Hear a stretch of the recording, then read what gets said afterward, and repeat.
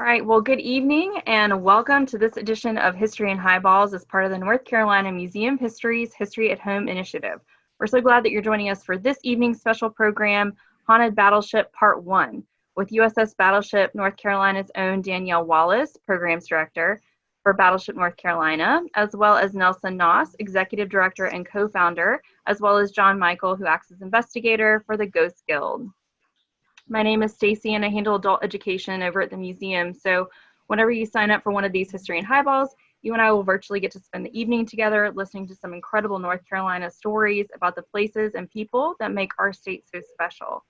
Tonight's program is just one of many exciting digital offerings available through MOH. So if you'd like to learn more about our History at Home initiative, we invite you to head over to the museum's website at www.ncmuseumofhistory.org. We would like to take this opportunity to thank our North Carolina Museum of History Associates and Foundation for making tonight's event possible. Our associates and foundation provide crucial funding and support, which in addition to many other things, helps make events like tonight's event happen. If you'd like to learn more about becoming an associates member, we invite you to head over to their website at www.ncmoha.com. We would also like to take this opportunity to thank those of you who graciously donated funds towards tonight's program. We do our best to keep our programming free to attend, but there are costs associated with keeping these series going. And so we continue to be humbled and so appreciative of your generosity towards the museum and its programming. If you haven't already used the link in your Eventbrite email to check out the tutorial for this evening's cocktail, the Fall Mule, with special guest bartenders from the MingleBars, we invite you to head over to the museum's YouTube channel and check it out. It is one of a kind and delicious. A few quick housekeeping items for this evening. We ask that you please keep your mics muted throughout the entirety of the program, and that if you have any questions for any of our speakers throughout the program this evening, to please type them into the chat function located at the bottom center of your screen. After our talk is over, fellow MOH educator Nancy Pennington will ask our speakers as many of your questions as time allows. So it is my honor to introduce this evening's speakers. First up, as I said, is Danielle Wallace, who acts as Program Director for Battleship North Carolina. She is joined by Nelson Nauss, who is the Executive Director and Co-Founder of the Ghost Guild, as well as John Michael, who is an Investigator for the Ghost Guild. The Ghost Guild is a registered nonprofit organization composed of professional, dependable, and committed individuals with a love of history, science, and the unexplained. They seek locations of political, military, and cultural historical significance. Their investigations are science-based. They capture data, then draft and test theories. Their first goal when reviewing data is to always explain it with science. As they share their findings, they educate their audiences on the history they've uncovered, the science they utilized, and the data they documented. It is especially important to them that their audience make their own conclusions. When history speaks, they listen. And this evening, they're going to be sharing both their individual as well as collective otherworldly experiences aboard the USS Battleship North Carolina. So Danielle, I think you're up first. I'm gonna turn it over to you. Welcome, thanks for joining us.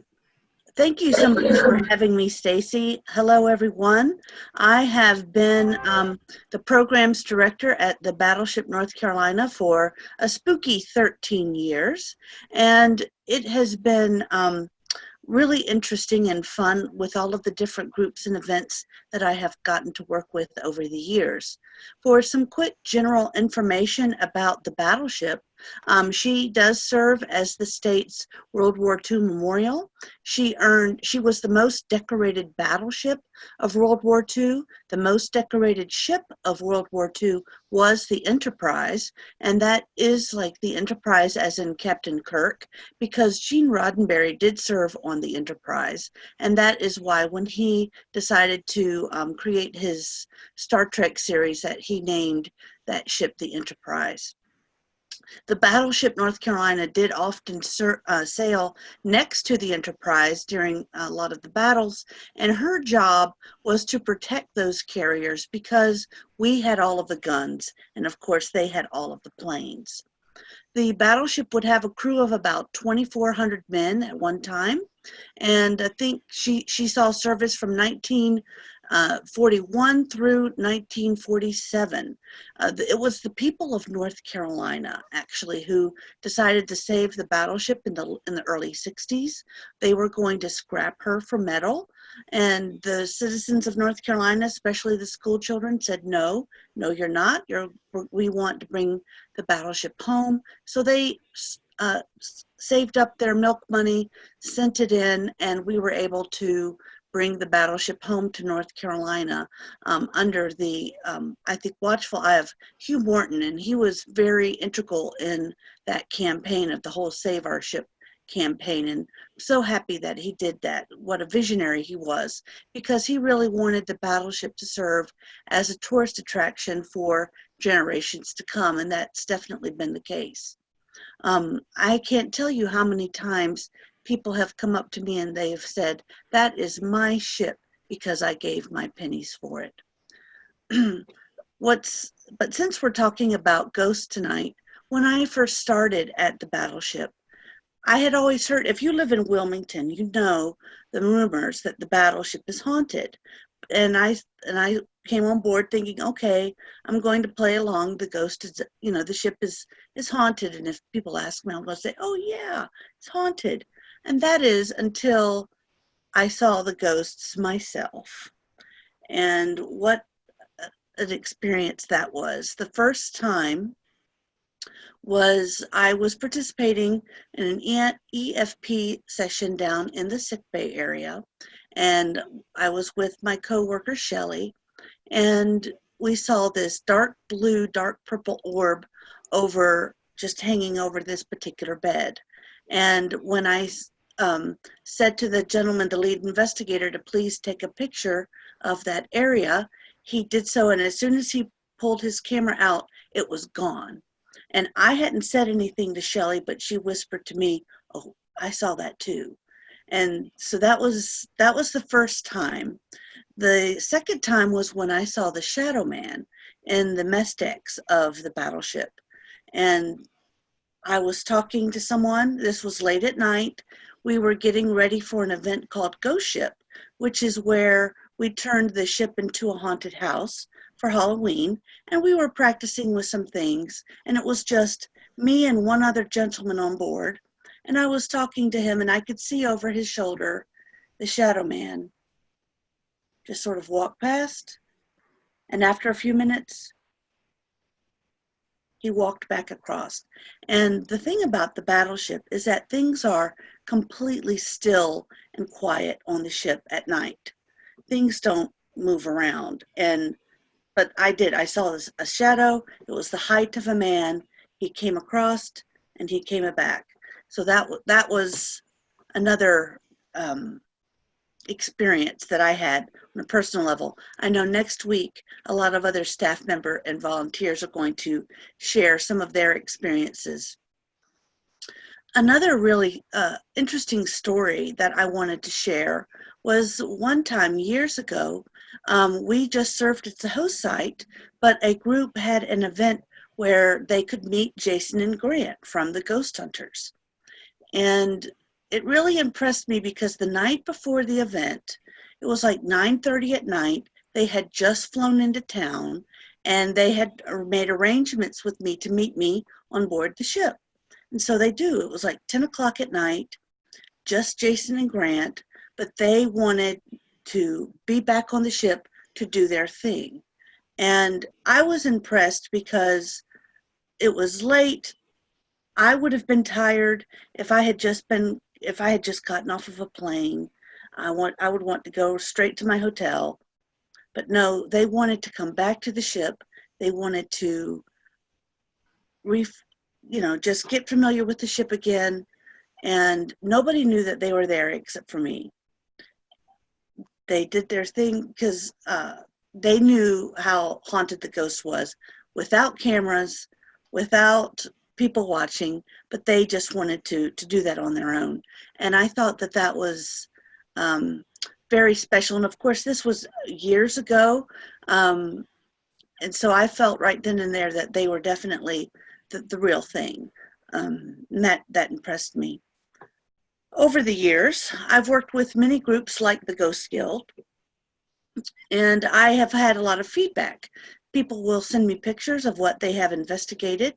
And what we tend to hear a lot is that people will get touched. And like when I say touch, like their hair may be pulled, and sometimes ladies will get a little pat on their behind. And what I tend to say to that is, well, they're sailors.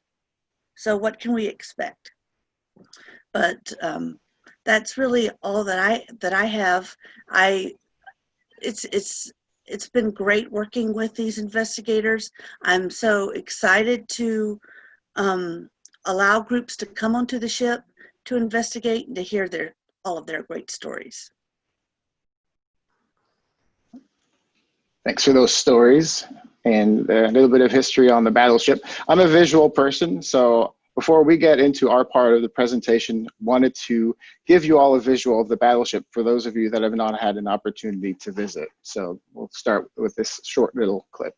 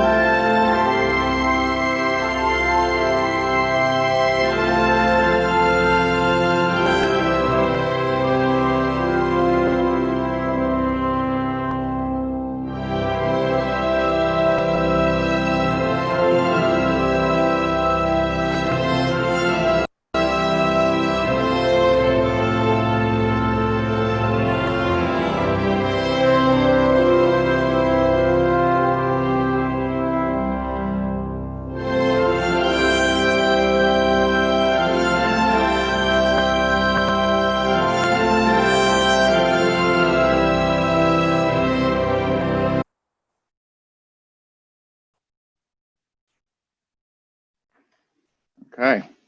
So my name is Nelson Nauss. I'm the executive director, as well as the co-founder of the Ghost Guild. And paranormal research is not all that I do. I have a regular career in healthcare IT, more specifically data and analytics for a large academic medical center in Chapel Hill, North Carolina. My interest in the paranormal began at the age of 7, growing up in Montreal, Canada.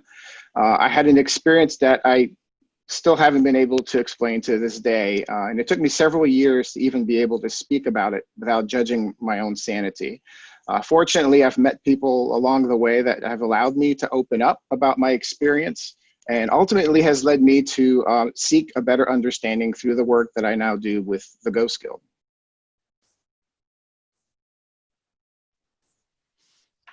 Hey, what's John? up, guys? My name is John. Hopefully you can hear me. I am, my day job, my only job, is I'm a server engineer for a large financial institution. I got interested in the paranormal when I was a kid. I would go to the library and sneak ghost books into the cart from my highly religious grandmother. So I don't think she knew that I was checking out paranormal books and things like that, along with my astronomy and history books. The two things I always checked out. Huge fan of history. I consider myself paranormally agnostic. Not really sure if this stuff exists or not, but I'm in it for the ride. I consider myself, my team role is kind of the skeptic in the team. If Ghost Guild is made of good cops, I'm the bad cop. I'm the guy that makes things not fun. But we all have a great time, and that's pretty much me. Thanks, John. Oh, we do like to make fun of John here because he wasn't there for the photo day. His favorite device, a K2. All right. So the Ghost Guild is a registered nonprofit organization based out of the Triangle area. We formed in 2017, and there have been some membership changes since then. But the team currently consists of 9 individuals. We all share a love for history, science, as well as the unexplained. That does include our historian and our archaeologist. I'm not going to mention all of them by name, but you've already met John. And I do want to point out Kelly McConkey, who is the one on the left in this picture. She's a licensed professional counselor and expressive art therapist with a leading public research university that's located in Raleigh. And she's my counterpart as the co-founder of the Guild. And I'm pointing her out because although she wanted to be here or join us tonight, she wasn't able to, but you will be seeing and hearing her throughout tonight's presentation. So our organization seeks places of historical significance, and we do that for science-based investigations. We enjoy sharing our findings and educating our audiences on the history, the science, and the data that we've documented. But it's important to us that we leave our audience to make their own conclusions. Our tagline, as was already revealed, is that when history speaks, we listen. And we have a strong focus on bringing awareness to the historical preservation efforts of the locations that we investigate. Now, shortly after we formed the Guild, we were privileged to have been selected for an exclusive agreement with Mordecai Historic Park, which is operated by the City of Raleigh Parks, Recreation and Cultural Resources. In addition to that agreement with Mordecai, we also have an exclusive paranormal research team agreement with the theater in the park, which is located in Pullen Park in Raleigh. And why I bring these up is that these are significant because although we do travel all over North America for our investigations, having regular access to locations such as Mordecai and Theater in the Park, and yes, USS North Carolina, that has tremendous benefits. For example, it allows us the opportunity to re-examine occurrences from a prior visit in an effort to debunk them. It also allows us to focus more on our research-based work and experiments. So we thought it might be helpful to share with you how we go about tackling a large location like the Battleship. So it goes without saying that we're not able to control ambient sounds. And the ship is located on the Cape Fear River. There are boats going by. There are bars on the other side of the river. I mean, I could go on. All of those sounds carry easily across the river to the ship. So there are things that we can do to help mitigate the likelihood of those sounds being mistaken by us as potentially paranormal. One of the things we find helpful is placing recorders on the deck of the ship. We have them record all night and show them here on the chart where we normally place those. And that actually allows us to cross-check any sounds that we might have heard while we were below deck and help us determine if, well, basically where the sound came from. It's not a perfect solution, but it does help. Another thing is making sure the team members hold themselves accountable for tagging any sounds that they make or hear. And yes, that can be embarrassing at times to tag certain bodily sounds, even the ones you might believe that no one else heard, but reality is that our recorders are extremely sensitive, and later when we review that audio, you might hear something that sounds like a voice, but then, you know, if it's immediately followed by something like Nelson's stomach, then we know that that was not the case. Okay. So other things that are important to tag, and anytime like you have any movement. So if someone moves, you want to say Nelson moving. Just eliminate the possibility of us again misinterpreting any recordings as we review them later. So you'll hear us on our recording say things like motorcycle in the background, helicopter, plane above, and things like that. Another thing that we want to make sure, because we're talking about a large location again, is that we like to investigate in smaller groups. And so a location like the Battleship allows us to break up into what we typically do is about 4 teams. So we do like to come up with an investigation plan. Now, this investigation plan is actually something that we had originally received a copy of an investigation grid from friends at Port City Paranormal. And we have taken that and we've modified it throughout our investigations. We always review this plan after every investigation to see if we need to make any changes to it. And now the last 2 investigations, we haven't had to modify it. So I think we've got it pretty well. But we want to make sure that we know where all team members are at any point in time throughout the night, as well as make sure that we are positioned in such a way that we cannot hear each other or accidentally contaminate each other's recordings. Okay. All right, let's see here. Make sure I'm all right. Okay. Another thing we wanted to cover tonight is triggers. Now, we purposely reserve the Battleship 2 nights a year. Now, the ship never disappoints, whichever night you end up going. However, we've picked those 2 nights because one is the night of the Azaleas Festival, and the other one is the night of the River Fest. And the reason why we pick those is that we believe that the fireworks actually can act as a trigger object. And the reason why we think that is that if you're ever below deck when those fireworks start going off, it does sound like you are in battle, that the ship is being attacked. So we do believe that to be a trigger. And in addition to that, what we typically do about 10 minutes before the fireworks are due to start, I walk around the Battleship playing the general quarters alarm. There we go, which sounds like this.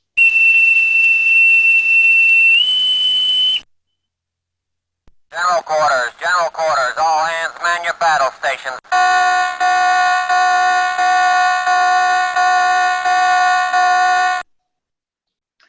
So I play this going up and down, all the alleyways of the ship right before the fireworks go off. So again, to try to recreate an environment of battle. And similarly, when we use sounds like this, there are other sounds that were typically heard aboard the ship. One of them that we use in the mess hall is the mess call, which is how the sailors would know that it was time to eat.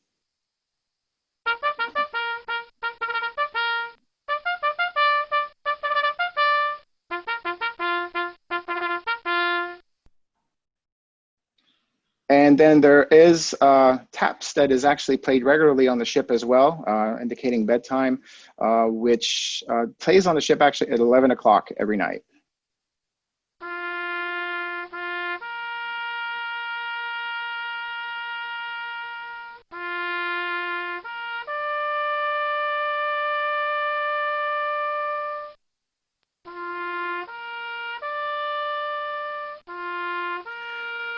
As far as trigger objects, also another thing is to look back into any sounds or songs, music that might have been that time period. So we do tend to select music from that would have been heard on the ship at the time. Another thing as well as movies. We had found that one of the movies that had played on the Battleship was Destry Rides Again. So one time in the mess wards, we actually went ahead and played part of the movie just to see if we would get some activity. And those are not all the trigger objects that are trigger type activities that we do. Some of them are related also to dress. You can dress in period. In this particular case here, I have a picture of Gary McConkey, and he, when he was serving in the Navy, was given his darks and his whites. And so here is Kelly McConkey, his daughter, our team member, who is wearing his darks here for an investigation along with his beret. So those are just things that we do to try to, in terms of triggering activity or attempting to. John? So one of the things that that we try to stress, and I do a terrible job of it because I'm so used to calling it evidence, is that we do not collect proof. We do not collect evidence, because there's, quite frankly, outside of potential personal experiences that individuals may have, there is no, which is subjective, there's no objective evidence that ghosts necessarily exist, right? And so instead what we do is we collect data. Sometimes, I would probably say most of the time, that data can be explained in some natural way. Before we can start going to the paranormal, we have to first consider all normal possibilities, right?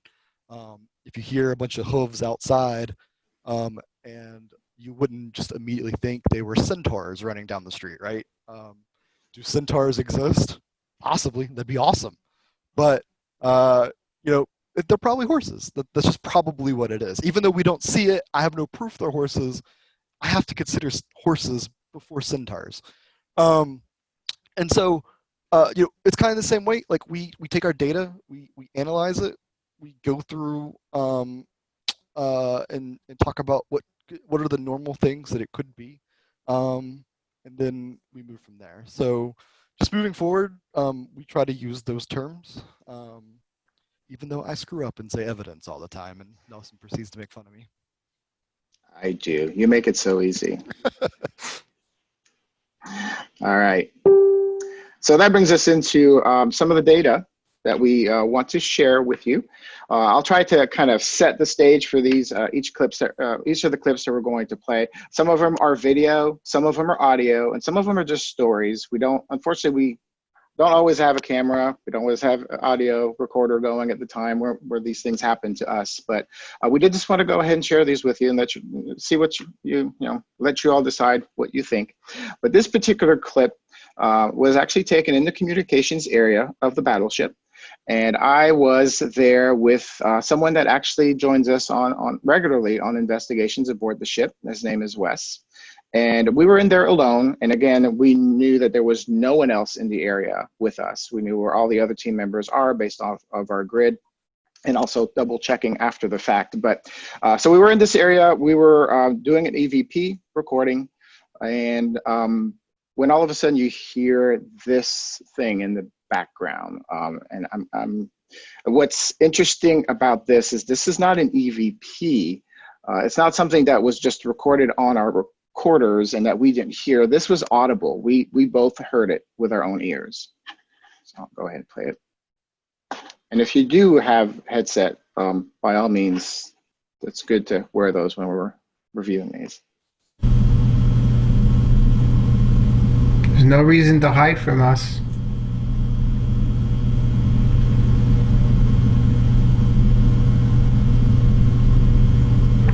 We're here.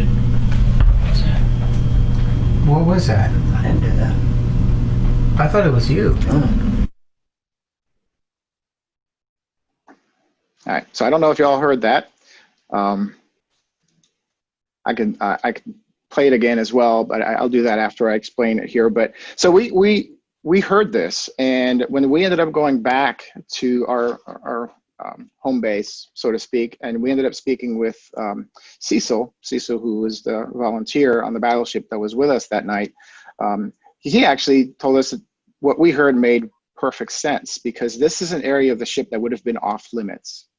And so what we hear in this, and I'll play it again, but what we hear is as we were just talking, in the background, you hear this stern male voice that says, "Get out."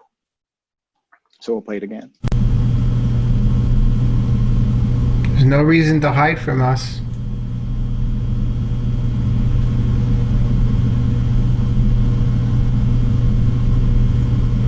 We're here. What was that? I didn't do that. I thought it was you. Okay. So that's the communications area. The next clip here happens in the mess hall. And actually we have a few in the mess hall. But this particular one was actually a former team member, and Troy, you see to the left here, who is also someone that joins us quite frequently on our investigations aboard the ship. But they were walking towards the mess hall when this happened.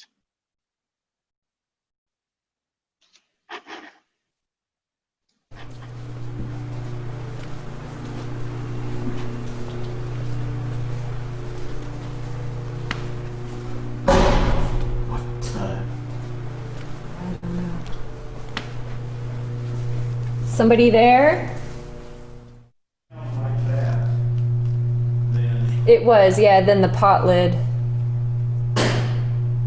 Do you hear that? So that one's interesting. You could certainly think like, maybe there was a pan or something that was just, was placed in a certain position and it just finally kind of gave way and fell, and you would have heard it.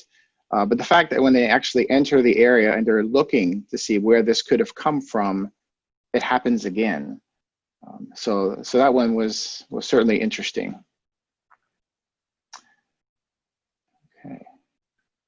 So this one here is audio, and I actually had video, but it did occur in a mess hall.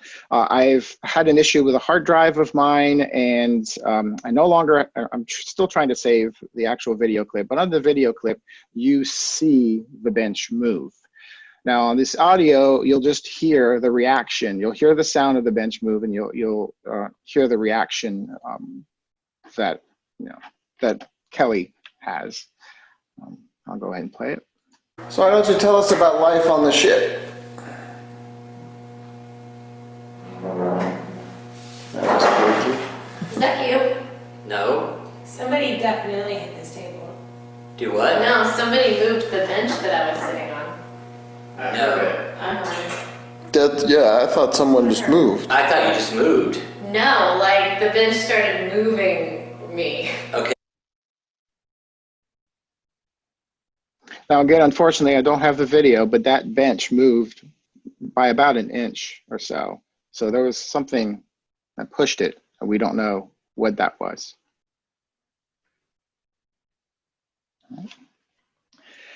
And so the brig. The brig is one of the two locations that are that we get to investigate that are not a part of the self-guided tour during the day.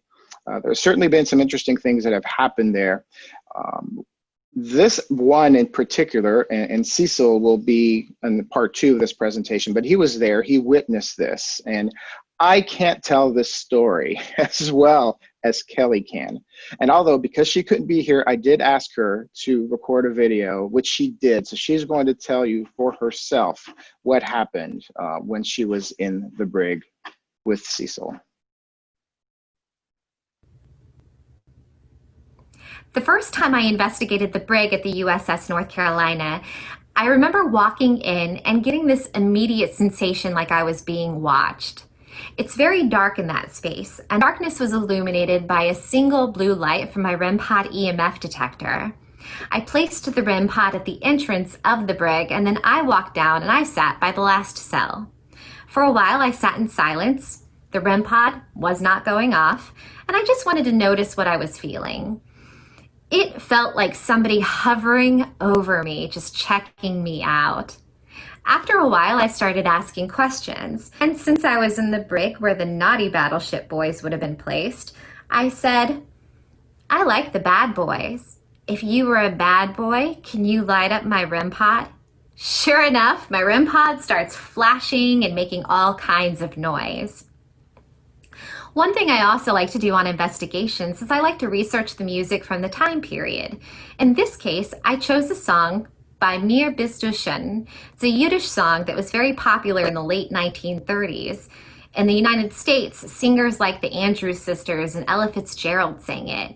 So I chose that song because I figured in the 1940s, or when these boys would have been on the ship, they would have probably known it. So I asked my spirit, would you like me to sing you a song? And my REM pod lit up again. I started singing. Of all the boys I've known, and I've known some, until I first met you, I was lonesome. And then I would stop and I would say, if you want me to keep going, light up my machine. And it would light up. At the end of the song, I said, now, if you really liked my singing, please light up my machine. And it lit up. It made me feel pretty good. So I asked a few more questions, but the night was moving along, and so it was time for me to go. I said to the guy, hey, it's time for me to leave. If you want me to come back and visit you again sometime, can you light my machine up one last time? Sure enough, it lit up. But this time, after it lit up, I watched a ball of light come up out of the machine and shoot into the cell next to it. I had never seen anything like it. Needless to say, it was a fun investigation, and I'm pretty sure I have a new boyfriend. All right. And so the device he was talking about is a device that has an antenna, and the antenna around it, it generates an electromagnetic field. And if there's anything that breaks that field, it lights up and sounds. And that's what she was referencing as the EMF, or I'm sorry, the REM pod, which also has EMF sensor on it as well. All right. Next, we're going to move into the sick bay area. And this was actually Kelly and Jason was in this area, and they heard a sound. And the first sound you don't really hear, but then you hear them engaging or asking about it, asking them to do it again. And then it proceeds from there. So I will play it. How about making that noise louder? Nice. Jeez. Good job. That was really good. I'm not usually the one that gets kind of, woo! That So was really you're over good. here on this bed. Can you hop? Who is that? Dude, that is freaking me out, dude. Where's that coming from? Where are you?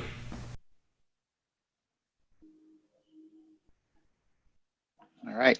So when they heard it, they asked for it to happen again, and you hear something hitting the bed springs.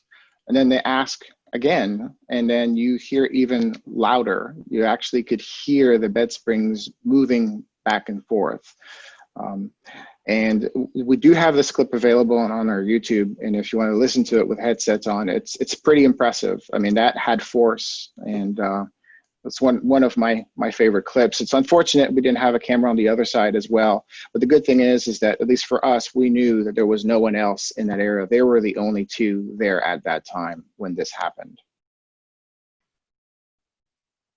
All right, so this one, so this is I think it's kind of called the triage area of the sick bay, but I wanted to share this because it was a personal experience I had. And I was laying on this table, and what I was doing at the time is actually kind of controversial, not controversial, but I was actually doing a Ganzfeld experiment, which was originally used by parapsychologists to test telepathy and clairvoyance. And you basically have red light on your eyes and pink noise in your ears. And the idea is that it's depriving you of your senses and kind of putting you into a different mental state. And I was laying on this particular table doing this, and when all of a sudden I felt something hit me on the chest. And so I was expecting to take the glasses off and to see one of my team members there telling me it was, it was time to go. I don't know, something. They wanted to get my attention for something. But when I took my goggles off, there was nobody there. But keep in mind, again, it's controversial because the whole idea of getting into a different, that different mental state, there's some research that has been done on it that actually shows that it could actually cause you to have hallucinations. It's like, so you take it with a grain of salt. It was something we wanted to try out, so we did. It was an experience, and I still wanted to share that. It was an interesting hit like that, but. All right. Now, John, you have a story with the wardroom. Yeah, so can everybody hear me? I know some people were saying that I was kind of hard to hear. I have the worst headset of all time. So if you can't hear me, just type and I'll try to yell into my mic or adjust it. Okay, cool. People are starting to hear me. Awesome. So one thing, like, I will be honest with you guys, like, this is a treat because I hate telling my stories to people I don't know. And that's probably the skeptic in me. So the wardroom. What? Sorry. Just your arm. Come on, you can do it. Oh man, this is so tough. This is so tough. But so I've had a few things happen, and I would say half of the ones that I consider like a mystery, like I can't explain yet. Have been aboard the Battleship North Carolina. So that's why it's one of my favorite places to go to. But in the wardroom, we were with, this is when I was with a prior team. We were kind of doing something similar to how Nelson said, it showed you the map and everything. And as usual, most of the time, wherever I'm at, ghosts tend to not be as well. And so, you know, we were, the place we were meeting at was in the wardroom. And so me and the person I was with at the time, Aaron Wadia, had decided to kind of go back early just because not a lot was going on. And so we kind of went to the wardroom and we were waiting for everybody else to kind of meet there so we can go to the next areas or whatnot. As we were hanging out, I saw what I thought at first was someone else who was on the investigation, Beth out of Grave Concerns Paranormal. So walk by the doorway. So the way the wardroom is, when you're in the wardroom, you have a door on your left, which is what we came through, and then there's a door on your right. When I saw Beth walk by the door on the right, well, it wasn't Beth. I just saw something like in white, and she was wearing a white hoodie. That's why I thought Beth. And Aaron acknowledged it too. Like, we just kind of like, it's one of those things like you could tell when someone sees something. We're kind of sitting around. The rest of the team starts showing up. I think Nick, who is also part of the Ghost Guild, asked if anyone's seen Beth because Beth hadn't come up yet, right? I was like, yeah, she's like right outside. I just saw her walk by, and we went out there, and no one's out there. And not only is no one out there, but the only way in or out that particular area was the door. So that was weird. And so, like, unless it's like someone like jumped over the side, it was just an odd experience. That I saw what I thought was someone like wearing white walk by. So that was pretty cool. Beth came into the room a few minutes later, and we had a conversation. That was kind of a creepy experience that occurred.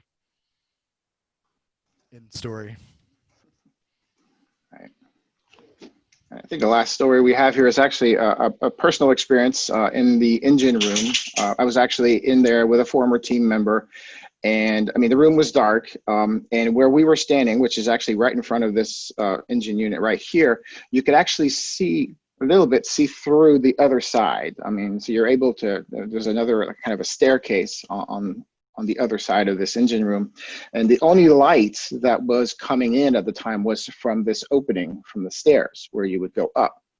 And we were both standing there and heard the sound. And as we looked, all of a sudden we saw that light get completely blocked, like something went right in front of that area. So we rushed off to the other side, again, knowing that there was no one else in that part of the ship, but there was nobody there. So we have no idea what blocked that light, but there's certainly been a lot of stories of things that have happened in that engine room. And so that was like one of the only occurrences I've had there, and we still haven't been able to explain that one. So, but yeah, that is the engine room. So those are the stories that we had to share tonight. We did want to let everyone know, if you're interested in more stories as well, in addition to part 2 of this presentation, there is a book. Actually, Danny Bradshaw, who was a night watchman on the Battleship for more than 33 years and retired, I believe, 2 years ago. He actually wrote a book about his experiences, and that is available. So it's called Ghost on the Battleship North Carolina by Danny Bradshaw. If you're interested in a little bit more about the Ghost Guild, we do have an article out for this September, October of Midtown Magazine. So they do talk a little bit about what we do. We also will be on the Out and About podcast, WRL. That will be dropping on October 9th.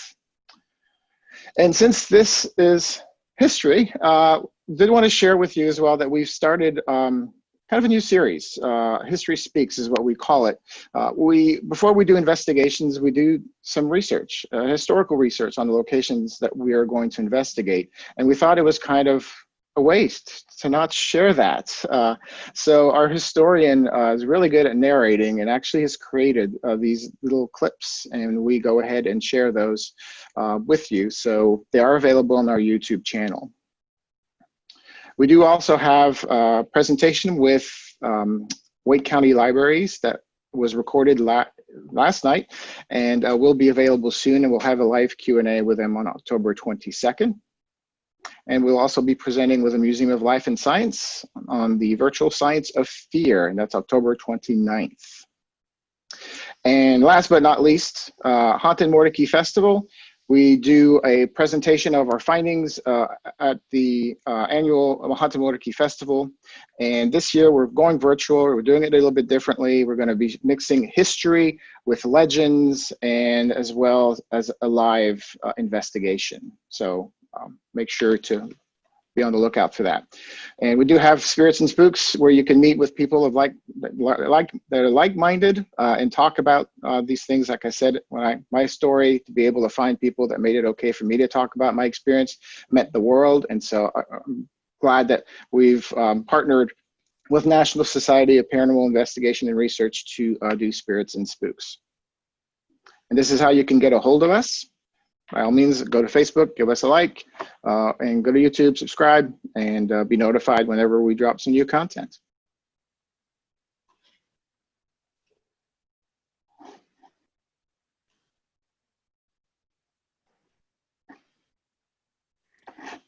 I'm assuming let's see here. Nelson, we have a question for you. Okay. Let's see, I scrolled down to it. What has been your most important piece of data that you have captured on the Battleship? On the Battleship. I would say it is the one in the sick bay area with the bed springs, because that was physical. I mean, some force was used to make those bed springs move. So I would probably say that's the one that stands out to me the most for that reason, compared to like an EVP or a recording of a voice. But yeah, I would have to say that's the one. And to jump in here really quickly, Nelson, when you're talking about the bed springs there in the sick bay, when I described that blue, dark purple orb that I saw, that's exactly where I saw that. It was actually over one of those beds. Oh, wow, okay. And so, just to sort of reinforce what you had said, another thing that sort of jumped out to me as one of the things that you said was the whole Get Out audio cue that you had. I have had a lot of people say to me that they have had a strong sense to get off the ship. especially when they are in maybe what was known as officers' areas or things like some of those type of spaces. And so those are things that happen. And we have also had a lot of daily visitors come to us or send us stuff that will say, you know, I was on the ship just doing a normal tour and this happened. So, you know, things happen at the ship anytime, anywhere. Okay, we have another question. For the things that happen that you can't explain, do you try to explain them or you just let them be? We definitely try to explain them. And not only at that visit, even on subsequent visits. If we still weren't able to explain it at that point in time, when we go back the next time, we still look into it. We still try to see, is there something we missed the last time that, you know, we might see this time that might explain it? So yeah, it's definitely, so that's why we continue, we just call it, again, it's data, and it's data that we have not yet been able to explain. So we are continuously trying to figure it out. You have to ask yourself, like, why are you doing this? You know, are you doing it because you want to walk around and have a good time and be spooked? Awesome. Like, that's a perfectly valid reason to do it. But I think we're in this for a different reason. Like, we're after truth, and truth's important, right? And so, so yeah, like, you know, yeah, I always question until I have an answer. Just never stop questioning. I live my, it's like anything, not just like ghosts. I mean, you know, I think you should always be refining your tools, right? Constantly refine your beliefs. Any belief that's not worth questioning is not a belief worth having. Until you confirm your beliefs as knowledge, like that's the goal, right? Like, you know, transform those beliefs into knowledge. And if they're not knowledge, or if you find out your beliefs are false, awesome. You've still discovered a truth, even though it wasn't the truth that you necessarily believe. So yeah, I think questioning's always important. And it is disappointing at times, yes. I mean, when you're, you know, you're really excited about having something happen and then you're able to disprove it. I mean, ultimately that's what we try to do. But yeah, sometimes we do get very excited something happened, and then when we realize, oh, there's a perfectly rational explanation for it, so it's a little bit of a downer. But I mean, again, we're in here to find real things. And yeah, I just, it's, you can't go in it expecting things to happen. When they do happen, try to explain them logically. And if they can't, then don't give up. Continue every time you go back, see if there's another explanation for it. Okay. We have a question about seasons. Do your investigations produce more results in the spring or the fall? It's a good question, Nelson. I can't say that we've actually, we've been able to correlate any of our data to a specific season. We do collect data as part of our investigations, and you know, like things like temperature come into play, humidity, pressure, all those things that can change with the seasons as well. But I can't say that there's anything that stands out from the data we've collected that indicates one season over another results in more activity. And there are other people, sorry, go for it, John. Oh, I was gonna say, define results, right? So I think a lot of people in our field, they define results as getting positive experiences.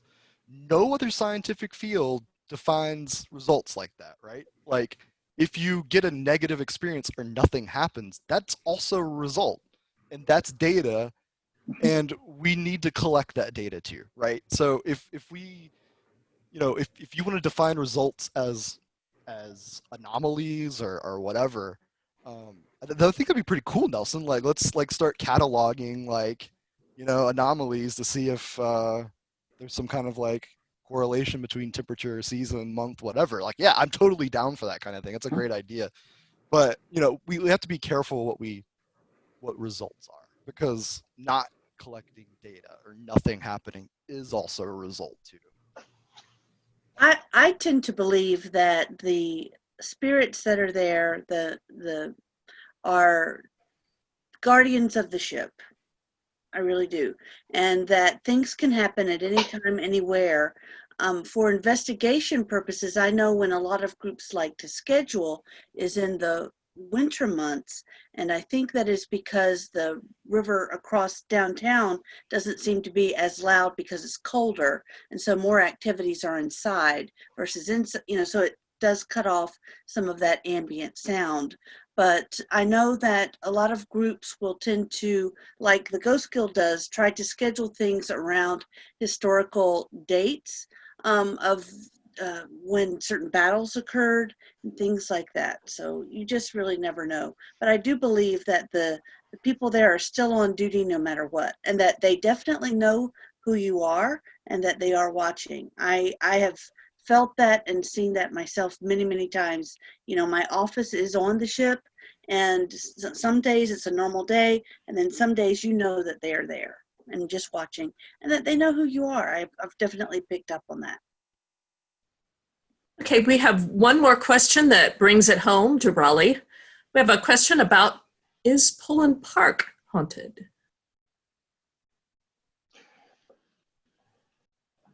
We have not investigated Pullen Park. I have heard some stories that it is, but I can't attest to that. Yeah, no, I can't. Unfortunately, I can't answer that question. I've heard stories of it. Probably, person asking the question has as well.